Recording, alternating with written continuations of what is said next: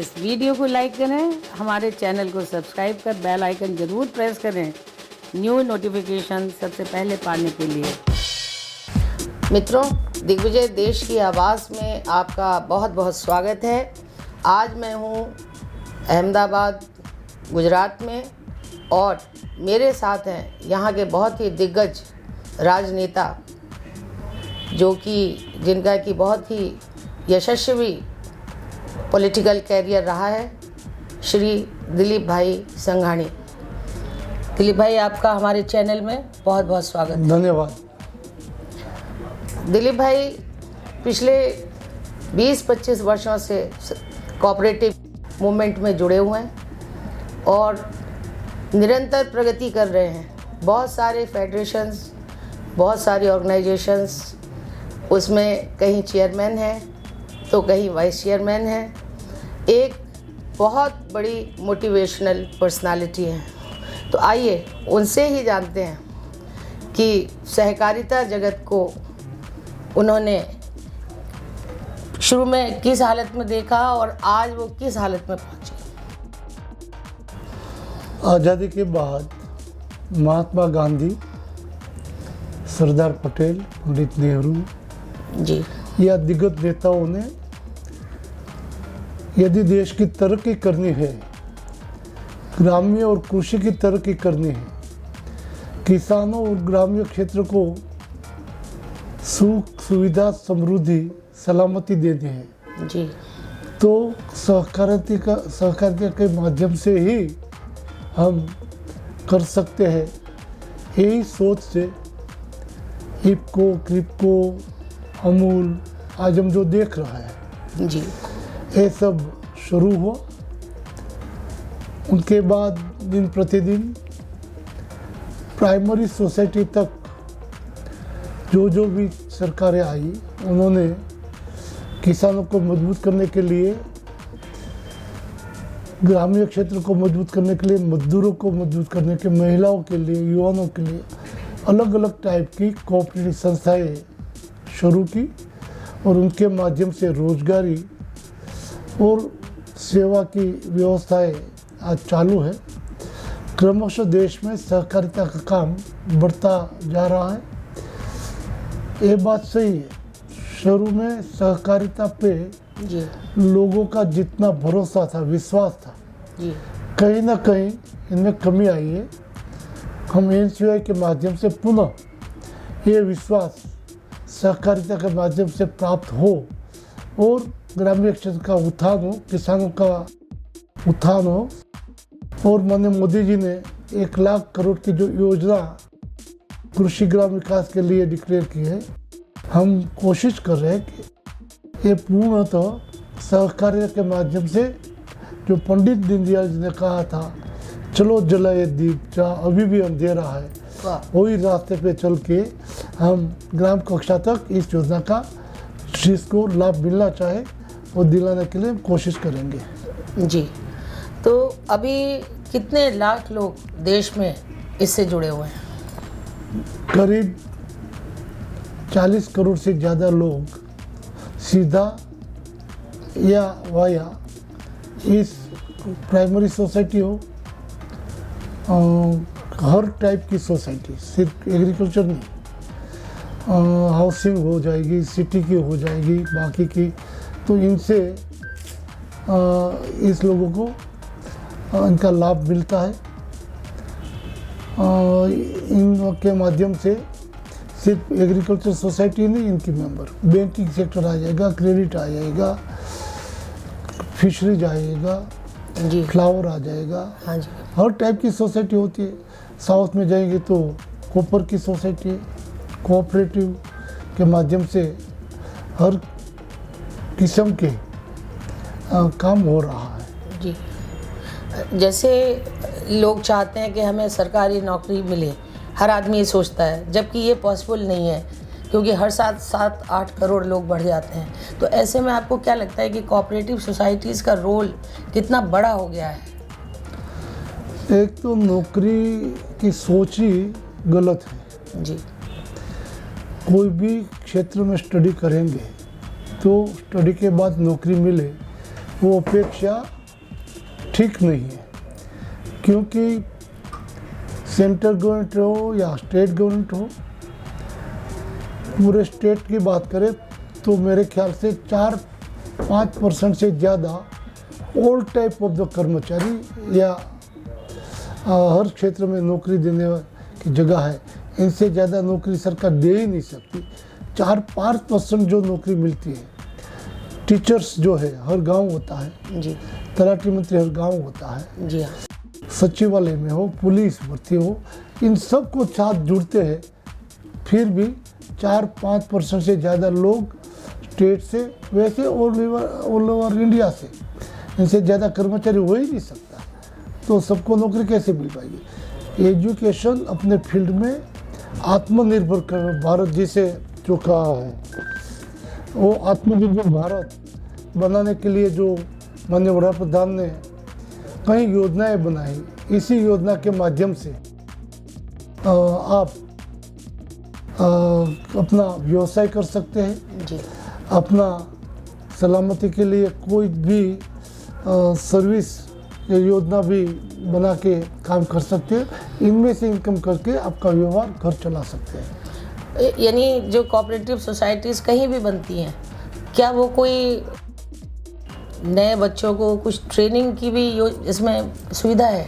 पूरी सुविधा है। एनसीआई और एनसीसीटी देश के सचिवालय से लेके कोऑपरेटिव से लेके किसी भी सेक्टर के जो युवा है उनको ट्रेनिंग देता है, उनको आत्मविश्वास जगाता है, सरकार की योजना का लाभ लेके अपना व्यवसाय में जुड़ने के लिए प्रोत्साहित करता है। इसमें कितना बजट है? बजट का सवाल नहीं होता, क्योंकि कितने लोग आते हैं, तो हमारे पास हॉस्टल है। अच्छा, हॉस्टल में उनको टीचिंग करने के लिए व्यवस्था होती है, और इंस्टीट्यूट के माध्यम से केंद्र सरकार भी पूरी मदद करती है, और इनके माध्यम से हम ट्रेनिंग करते हैं। यानी ये ट्रेनिंग कितने कितने पीरियड की होती है? कम से कम कितना समय एक छोटी से छोटी ट्रेनिंग कोर्स में? है, इन पर आधार रहता है। टेक्निकल कोर्स है, एजुकेशन है, तो एजुकेशन है तो फिर भी अकाउंट है, बैंकिंग साइड है, व्यापारी साइड है, माइक्रो सॉफ्टवेयर अभी जो चल रहा है, वो जो जिस ट्रेनिंग में आएंगे उनका कोर्स, उनका समय इनके आधारित होगा। जो कोऑपरेटिव सोसाइटियां हैं वैसे तो देश के हर प्रदेश में हैं, लेकिन सबसे ज़्यादा सक्सेसफुल ये कहाँ है? देश में पूरी चर्चा है। कोऑपरेटिव सबसे ज़्यादा सक्सेस गुजरात में है, महाराष्ट्र में है, आंध्र में है, अभी केरल में भी अच्छी तरह काम हो रहा है। जी, तो हर स्टेट अपने अपने तरफ से वो कोशिश कर रहे हैं कि इतने कोऑपरेटिव के माध्यम से अच्छा काम हो। अब जैसे अभी रिसेंटली आप अध्यक्ष चुने गए हैं, तो अब क्या आप पूरे देश का भ्रमण करेंगे, नए सिरे से इसमें ब्रशअप करेंगे, नए सिरे से यानी इसमें ऊर्जा डालेंगे, क्या करेंगे आप? कैसे? अभी तो कोरोना की वजह से पूरा भ्रमण नहीं होगा जी, लेकिन हमने प्लानिंग किया है कि देश के 5 हिस्से में हम सेमिनार करेंगे, कोविड-19 के हिसाब से, जो गवर्नमेंट की गाइडलाइन है इनके हिसाब से, और पूरे देश में एक ही तरह कोऑपरेटिव के माध्यम से सरकारी योजना हो या सामाजिक सेवाएं हो या कोऑपरेटिव के माध्यम से रोजगारी का सवाल हो, एक सभी जगह कैसे हम फैला सकते हैं, इनके बारे में चर्चा करेंगे। नई पॉलिसी कैसी होनी चाहिए। 2002 में जब अटल जी प्रधानमंत्री है तब कोऑपरेटिव पॉलिसी जो बनी थी जी, उनके बाद उनकी चर्चा नहीं हुई है। अच्छा। तो इनके बारे में भी हम राय लेंगे और उनका पेपर बना के सेंट्रल गवर्नमेंट को हम भेज देंगे। अभी मोदी जी के जहन में है कि कोऑपरेटिव को लिफ्ट करना है और इसमें जो है और फंड्स वगैरह डालने हैं, या नए लोगों को जोड़ना है, या इसको प्रचार प्रसार करके आम जनता तक पहुंचाना है? मोदी जी ने तो कोऑपरेटिव के माध्यम से गुजरात में एग्रीकल्चर को काफ़ी मजबूत किया है, और उनकी चर्चा पूरे देश में हुई कि गुजरात कोऑपरेटिव के माध्यम से किसानों की जो मदद की है। आज भी नया कानून लेके किसानों की आय दोगुनी करने के लिए उन्होंने जो बीड़ा उठाया है वो काफ़ी सराहनीय है। उनका अपप्रचार करके कई लोग पॉलिटिकली इस योजना को बदनाम कर रहे हैं। यदि कानून में कोई गलत है तो बताना चाहिए, इस कानून से नुकसान है। आंदोलनकारी ये नुकसान बता नहीं रहे, सिर्फ कानून वापस लो ऐसा कह रहे। हम कह सकते हैं APMC act as it is है, इनमें किसान को अपना जो भी जड़ से लेके जाना है तो मना नहीं है। दूसरा विकल्प दिया है, इनको ज़्यादा प्राइस मिले इसलिए। कॉन्ट्रैक्ट फार्मिंग का जो विकल्प दिया है तो करना कंपलसरी नहीं है, किसान जैसे करते कर सकते, लेकिन उनको ज़्यादा आय मिले उनके लिए किसी के साथ कॉन्ट्रैक्ट बेच करना है तो कर सकते। तो ये सभी अच्छी बातें को विकृत ढंग से बातें करके लोगों को, किसानों को भ्रमित कर रहे हैं। मेरे ख्याल से पूरे देश के किसान उनके साथ में कोशिशें कर रही है कि आंदोलन हो, रोड पे आओ। मुट्ठी भर लोग, खराब तो पूरा जो बाल्टी भरा हो दूध का, एक बूंद भी जो दही का इनमें गिर जाएगा तो पूरा बाल्टी खराब कर देगा। वैसे थोड़े लोग पूरे किसान आलम को बदनाम कर। नहीं, ये जनता में एक आवाज़ ये भी है कि मोदी जी कोई भी कार्यक्रम उनके मन में आता है तो वो लाद देते हैं, जबकि होना ये चाहिए कि जो किसान यूनियन हैं या जो कृषि से संबंधित लोग हैं, एक बार कोई भी कानून लाने से पहले उनसे चर्चा करें, उनकी राय लें और फिर उसको लागू करें। ये शिकायत जनता की बार बार आ रही है कि चाहे GST हो, चाहे नोटबंदी हो, या चाहे किसानों का मसला हो या कोई और मसला हो, कि मोदी जी खुद तय करते हैं और उसको लाद देते हैं। इस पर आप क्या कहना चाहेंगे? ये कटु एक लोगों के दिल की बात है। जो किसान बैठे वो मोदी जी के समर्थक नहीं है, उनके विरोधी है, उनकी ये चर्चा है। जो नेतृत्व करते हैं, जिस पर नेतृत्व पर लोगों ने भरोसा रखा है, वो लोगों के हित में क्या है उनकी चर्चा होनी चाहिए। और बोले ना कि ये जो आए इनसे ये नुकसान है, ये कोई बता नहीं सके, आज तक नहीं बता सके इस कानून में, इस कलम से, इस आर्टिकल से इतना नुकसान किसान को हो रहा है, अभी तक नहीं कोई बता पाया। तो ये तो चर्चा तो कोई भी बात में करेंगे तो चर्चा नहीं, सरकार हर बात की चर्चा सबसे कर नहीं सकते। यदि चर्चा करे तो कानून भी नहीं आ सकते। पार्लियामेंट है लोकशाही के लिए, लोगों की नहीं। तो जिसने चर्चा करनी है, हर पार्टी की प्रतिनिधि लोकसभा में होते, वहाँ चर्चा करनी चाहिए।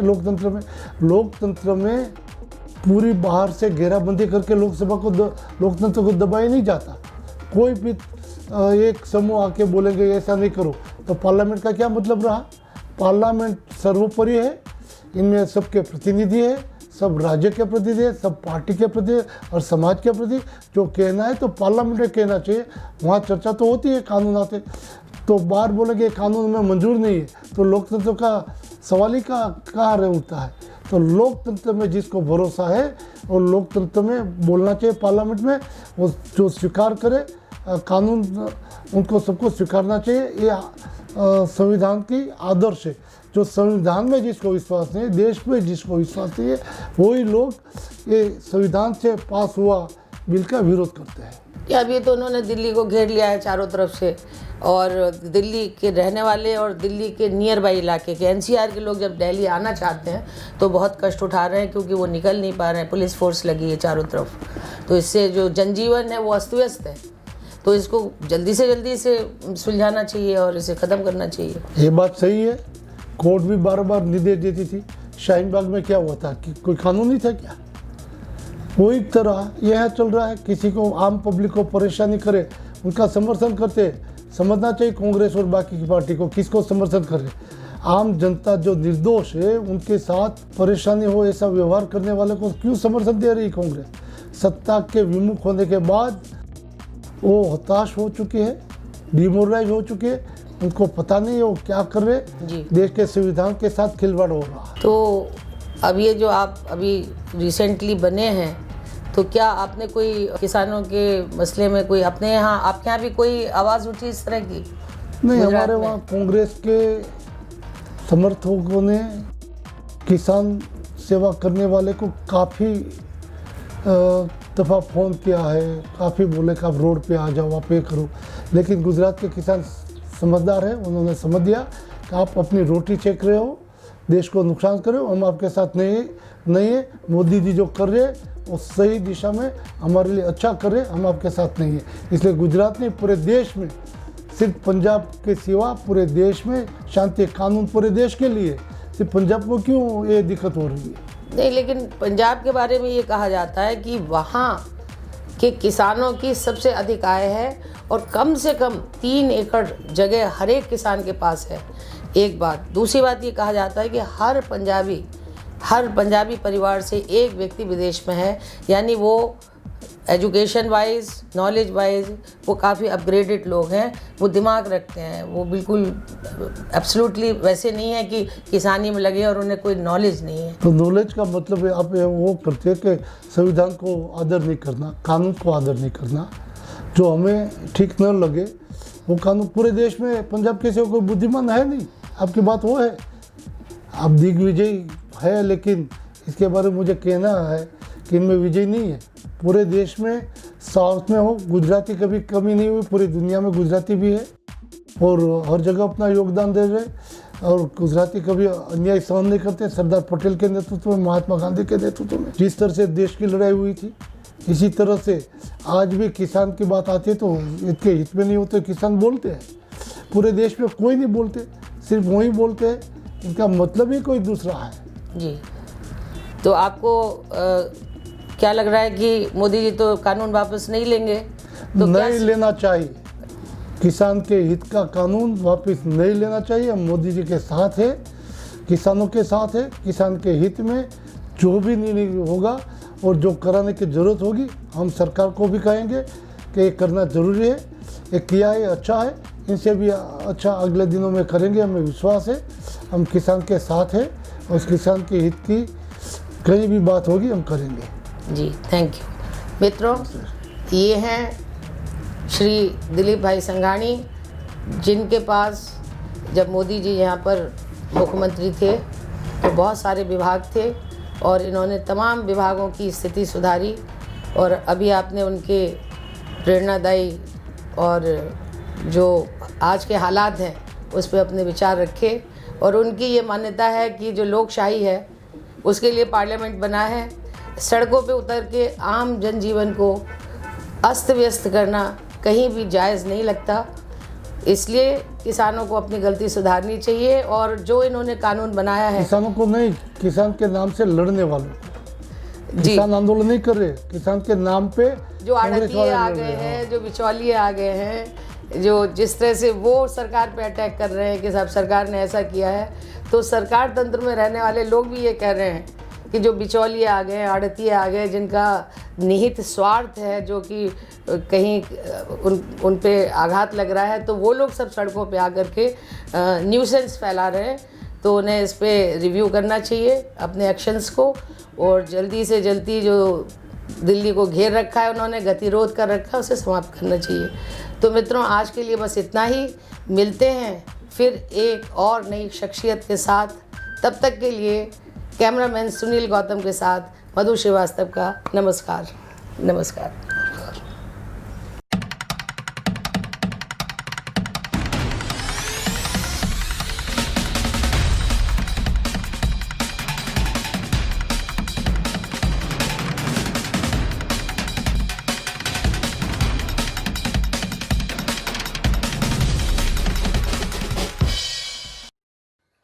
इस वीडियो को लाइक करें, हमारे चैनल को सब्सक्राइब कर बेल आइकन ज़रूर प्रेस करें न्यू नोटिफिकेशन सबसे पहले पाने के लिए।